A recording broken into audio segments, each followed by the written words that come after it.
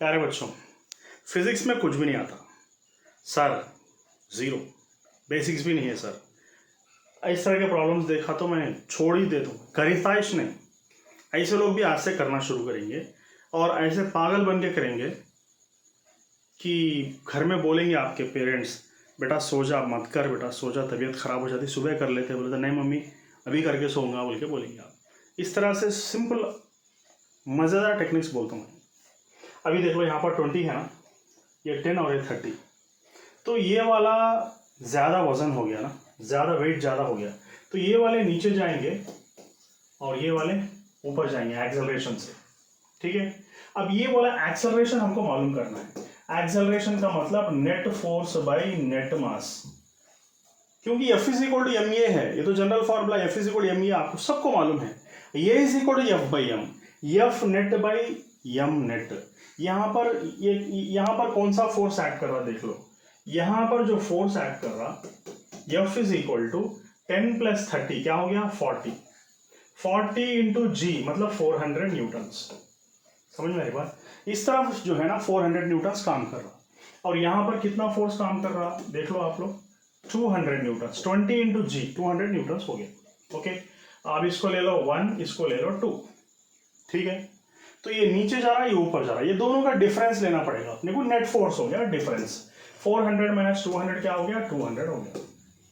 Net मास मतलब blindly आप तीनों मासेस को ऐड करते चले जाओ। 30 + 30 कितना हो गया 60, ये 20 और 60 हो गया ना।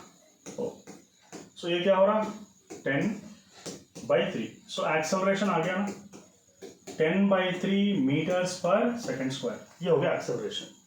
अब देखो ये वाला टेंशन T1 अलग है और ये T2 वाला टेंशन अलग है। यहां से यहां तक एक स्ट्रिंग हो गया ना, यहां से यहां तक एक थ्रेड हो गया, एक स्ट्रिंग हो गया, तो ये टेंशन अलग होगा। जब मास दूसरा हो गया ना, यहां तक कट हो गया, दूसरी रस्सी आ गई, दूसरा थ्रेड आ गया, तो फिर टेंशन भी चेंज होता।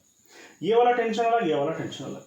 अब मैं आपको बताता हूं कि किस तरह T1 मालूम करना है। T1 मालूम करना किस तरह है, ये T1 नीचे की तरफ आ रहा ना, तो जब भी कोई चीज नीचे की तरफ आती तो m is equal to G - 1 डाल दो। ठीक है, क्योंकि डोल रस्सी को नीचे की तरफ छोड़ेंगे ना तो आपका वजन कुछ नहीं रहेगा, टेंशन कम होगा ना। अब आप सोच लो, किसी रस्सी को ऊपर की तरफ खींचना मुश्किल है या नीचे की तरफ छोड़ना मुश्किल है। खींचने के लिए बहुत ताकत होना मतलब टेंशन ज्यादा होना, और छोड़ने के लिए टेंशन कम होना।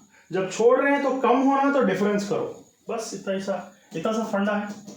मास कितना है इधर 30 इंटू 10 माइनस ये 10 माइनस 10/3, कैलकुलेट करो जो भी आता वो आंसर।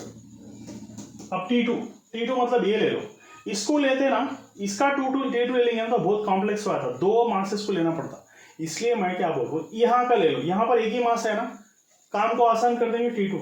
और ये वाला ऊपर जा रहा, किसी चीज को ऊपर खींच रहे तो टेंशन बढ़ जाता। खींचना आसान है वजनदार चीज को, या छोड़ना आसान है। देख लो, खींचना यानी ऊपर की तरफ खींचना बहुत मुश्किल, टेंशन ज्यादा लगता। तो क्या करना, यहाँ पर ऐड करना, यहाँ पर क्या करना m इंटू जी प्लस ए डालना, ऐड होता, टेंशन ज्यादा होता ऊपर खींचने वाली चीज।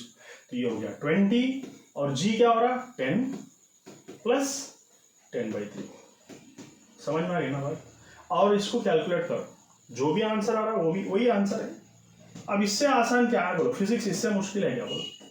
इतना आसान सब्जेक्ट को इतना घबरा जा रहे हैं आप लोग, इतना परेशान है, पूरा इंडिया परेशान है। मेरे को तो समझ में नहीं आ रहा है, पूरे इंडिया के 25 लाख बच्चों तक ये मेथड्स किस तरह पहुंचना, ये मैं सोच के परेशान हूँ कि बच्चे जितने भी इंडिया के हैं सबकी परेशानी ख़त्म करना चाह रहा हूँ मैं कि फिजिक्स इतना आसान सब्जेक्ट है। Thank you. आप भी अगर कोई दोस्त को हेल्प करना चाह रहे तो कि मेरा चैनल को अगर मैं नहीं बताए तो भी चलता, आप सीख के उसको समझा दो। मेरा चैनल अगर स्प्रेड नहीं करना चाह रहे तो मत करो, मगर ये सीख को उसको समझा के उसके दर्द को, उसके तकलीफ को कम कर दो। Thank you.